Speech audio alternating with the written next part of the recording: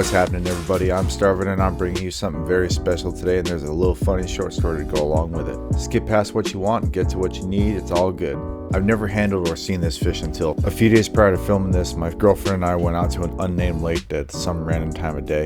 We started fishing when a friend of mine gets there, asking if we want to go to a spot with big fish. The gills are inedible and they taste nasty, just cut them out of the head. We said hell yeah, and started to follow them. We got to the spot and I made about 6 holes in my ice auger. Make sure to always cut the heads off your fish first. I'll show you what to do with these later. We dropped our bait and hooks using substances brand new to science. Within 1 minute, my pole gets hit so hard it nearly gets ripped out of my hand. After a minute's struggle, we pull up the first monster. Ooh, this one's got eggs. It did have eggs, but like 4 of them. I'm cutting also bending over. It sucks to bend over and fillet at the same time. Oh, this feels so awkward. After taking the hook out of its mouth and bonking it on the head, one of my other rods starts moving. These little belly fins are like the drumsticks of the salmon world. You really need to try them. I dive down to catch it from going into the hole and then set the hook. That's 2 huge fish on. Minutes later, my girlfriend has a monster on as well. After that, my buddy hooks onto another big one as well. He wasn't going to keep it, so he gave it to us. Oh, my back's starting to hurt. So if he could kindly contact me and send me the video of me pulling up that big motherfucker out of the hole, gladly mention his channel and I would gladly appreciate it. This entire series of events happened in maybe 15 minutes. It was a good day of fishing. All 3 of us kept fishing until it got too dark to see. My buddy left and we stayed for another hour or so.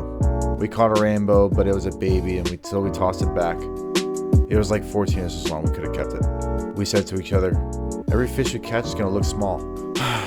I guess we're snobs now. As we were leaving, we took note of depths and locations. This is stock char. Looks very similar to Dolly Varden, but they have white meat. Just a quick reminder from me to you, everything in the salmon and trout family is very soft and slippery, so be very careful when you're handling this stuff, especially if you're very new to doing this. I make this look much easier than it actually is because I have a lot of experience doing this, so please don't be discouraged the first time you cut fish or anything like this, because there's a pretty good chance you're going to ruin it. Just eat it, find a way to like it, it's okay.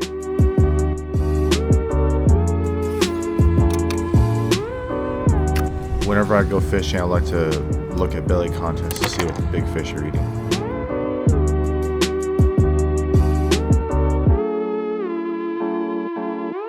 I only trim the belly like this when they skin it because sometimes the skin catches on the knife and the skin rips.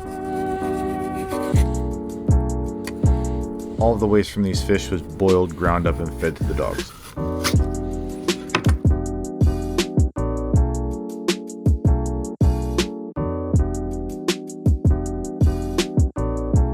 That was a piece of fat I just tasted. I was surprised by how sweet it was.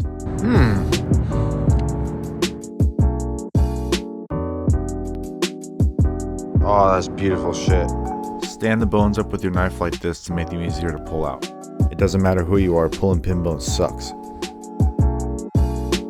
My recommendation is to barbecue or smoke the heads after you split them. That's some damn good eating. Now on to smoking it. Since you made it this far, you should probably subscribe. I seasoned the char with salt, left 1 plain, and seasoned the other 2 with garlic and paprika separately. Get your fire going and put your fish in and close it. Just smoke it until it's done. Just don't let it get too hot and you're good. Every smoker is different, so you'll get a feel for it eventually.